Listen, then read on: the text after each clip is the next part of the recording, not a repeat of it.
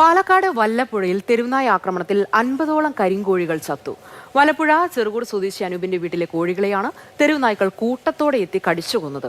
ഉപജീവന മാർഗം തകർന്നതോടെ ഇനി എന്ത് ചെയ്യും എന്നറിയാതെ ആശങ്കയിലാണ് ഈ കുടുംബം. തദ്ദേശ സ്ഥാപനങ്ങൾ പോലും കൈമലർത്തുന്ന സാഹചര്യത്തിൽ ആരോട് പരാതി പറയണം എന്നറിയാത്ത അവസ്ഥയിലാണ് നാട്ടുകാരും.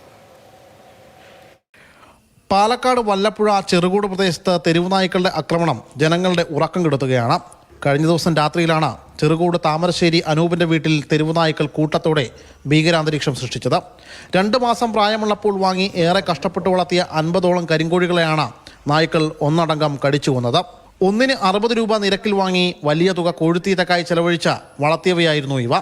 നിലവിൽ വിപണിയിൽ 500 മുതൽ 800 രൂപ വരെ വിലയുള്ള വിൽപ്പനക്ക് പാകമായ കരിങ്കോഴികളാണ് ഒറ്റ രാത്രി കൊണ്ട് ഇല്ലാതായത്.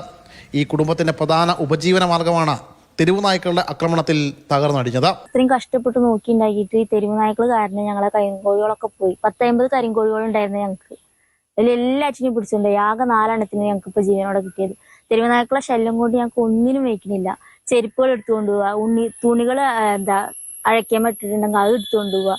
ഇത്തരത്തിൽ കുറേ ആയി ഞങ്ങളെ ശല്യം ചെയ്യാൻ തുടങ്ങിയിട്ട് ഒരു നടപടി ഇതിനെതിരെ ഉണ്ടായിട്ടില്ല. പ്രദേശത്ത് തെരുവുനായ ശല്യം അതിരൂക്ഷമായിട്ടും അധികൃതർ യാതൊരു നടപടിയും സ്വീകരിക്കുന്നില്ലെന്നാണ് നാട്ടുകാരുടെ പരാതി. തദ്ദേശ സ്ഥാപനത്തിൽ പരാതിപ്പെടുമ്പോൾ അവരും കൈമലർത്തുകയാണ്.